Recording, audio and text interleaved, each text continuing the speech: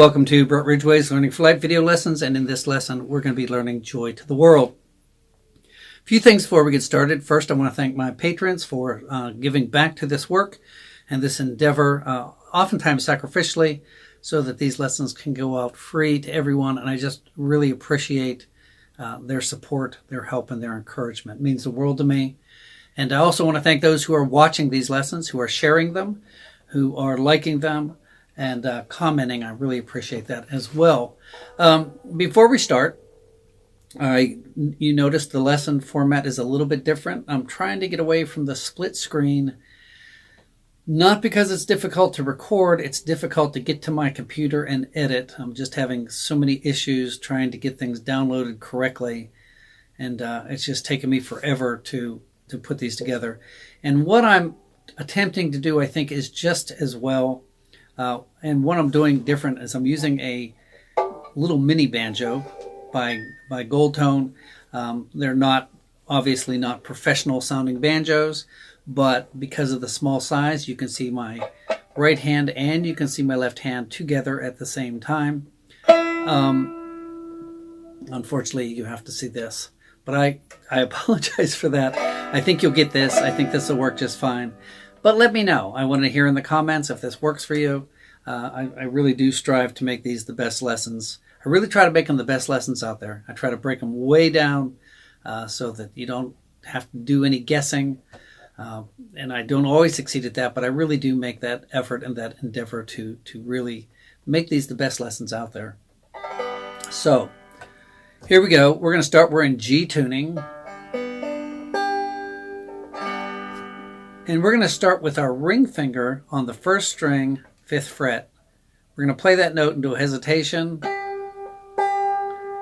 down to 4 with our ring, down to 2 with our ring, then open, and we're doing a drop thumb there. So you're hitting that note open, hesitation, you're hitting the 5th string, then the 2nd string.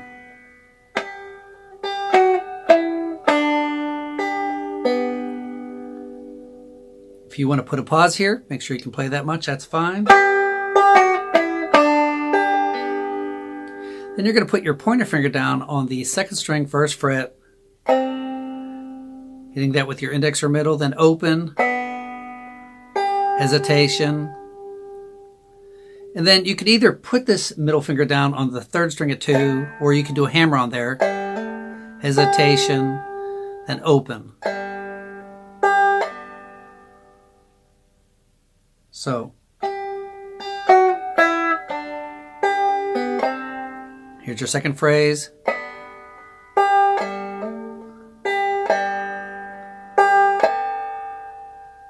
Not hard at all.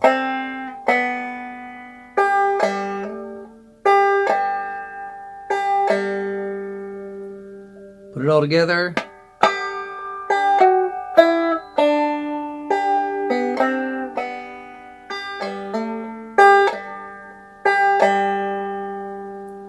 Make sure you have that much memorized before we move on. We're going to move on, but make sure you have that memorized. Use the pause button as often as you need to use that pause button. You're going to hit the 1st string open, and then you're going to make a C chord.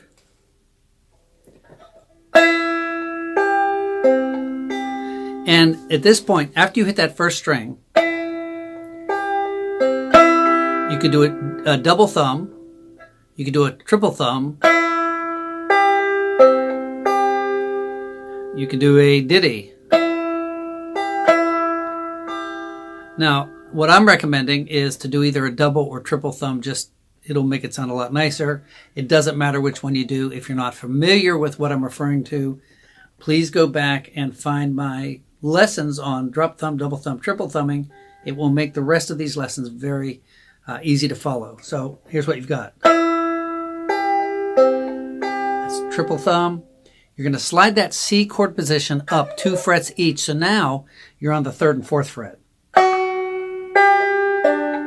And do the same exact thing. So it's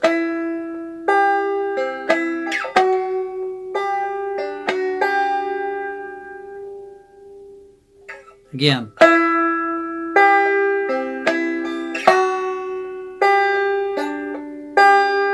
And then slide that ring finger up to 5. You're doing the same exact thing, a double thumb or a triple thumb. Then you're going to hit that first string again, hesitation, first string. So on 5 it's again. Here's that whole phrase there.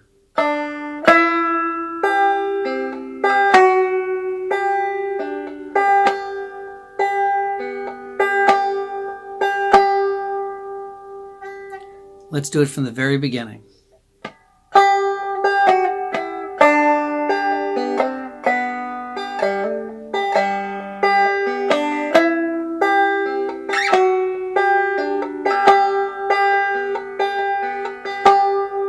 I extended that a little bit, but there you get the same thing there. Okay, make sure you have that much memorized. Here's your next phrase. By the way, this next phrase is probably the most difficult because there's a lot of syncopation, or is an area of syncopation, but it's going to go.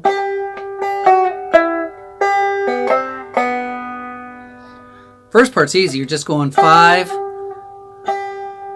the hesitation, 4, 2, open.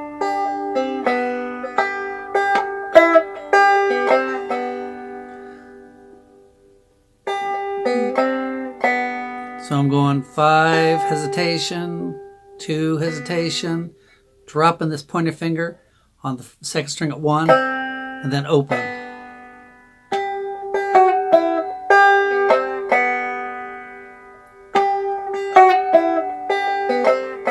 Let me try to do it slower.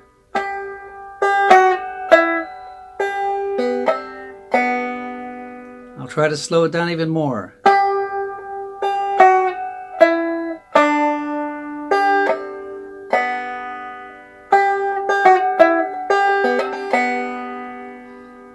So maybe it's not as difficult as I'm thinking, but you want to learn that phrase and then you simply repeat that phrase.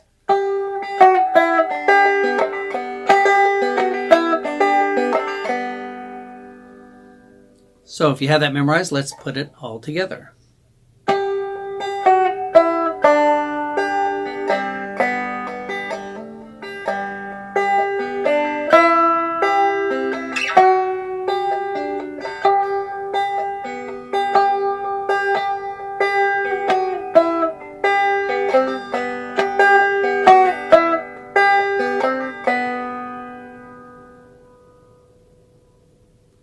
Ready to move on?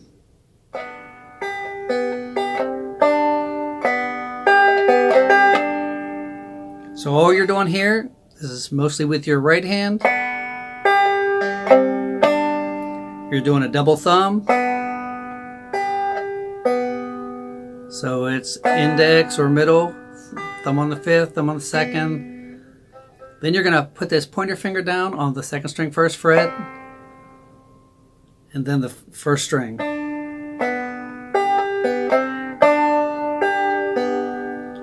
And then you're going to hit that 5th and go back to the 2nd just as a fill-in.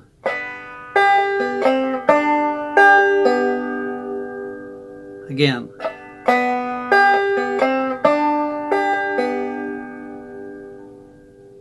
One more time.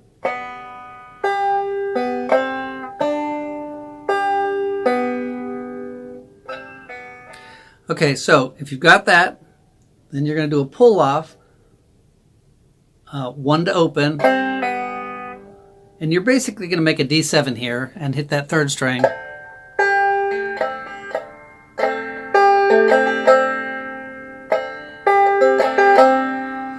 And just holding that D7, you're doing another double thumb.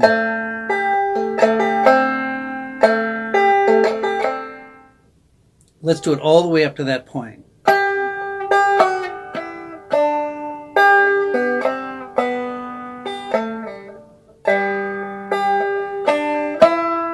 Got a little fancy there.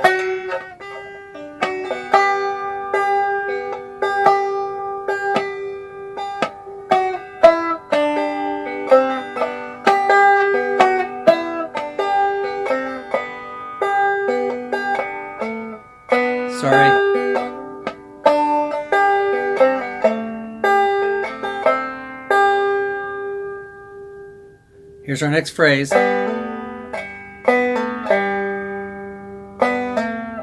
Now, you could do this two ways. You could either drop thumb and hit the second you're going to hit the second string with your index and the third with your thumb while you're fretting the third string of the second fret. Or what you could do, I like this better, is instead of doing a drop thumb, hit the second string and do a hammer-on open to 2. And if it sounds a little funky, that's really the banjo here. It's just the quality of the banjo, but you get the idea. So you're hitting the second string, hammer on, open to 2 on the third string, and then the third string open. Then reach up with your ring finger, catch that 5.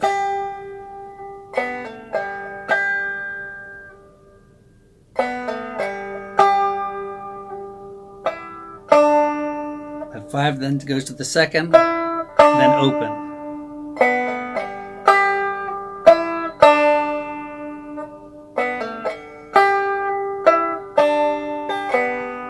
So,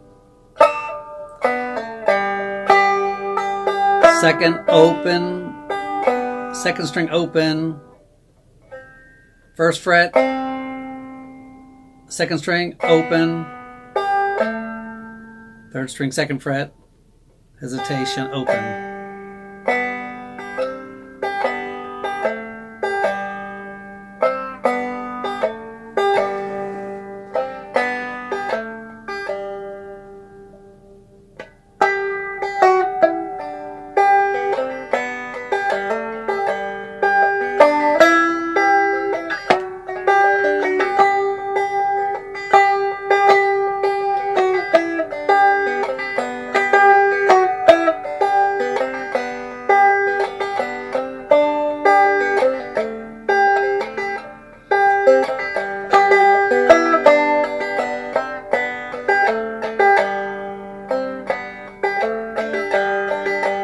There you have it.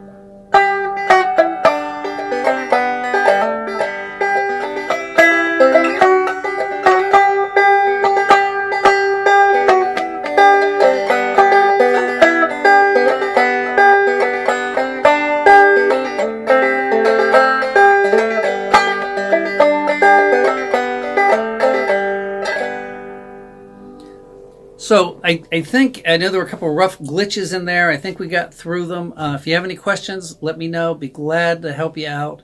Be glad to repeat little pieces if I need to. I do think we got it all. I know I did a little variations in between there. I don't have this tab written out. I'm doing this from my head. All these tunes are just up there swirling around. But and I had somebody ask me why I don't provide tablature. And I'll tell you a story on that, and I'll tell you why I don't do that. Figure if I tell you a story, you should at least see me. Years ago when I was teaching at the music store, I taught a teenage boy to play, it was bluegrass. And I might have mentioned this before, but I taught him by showing him, just like I showed you.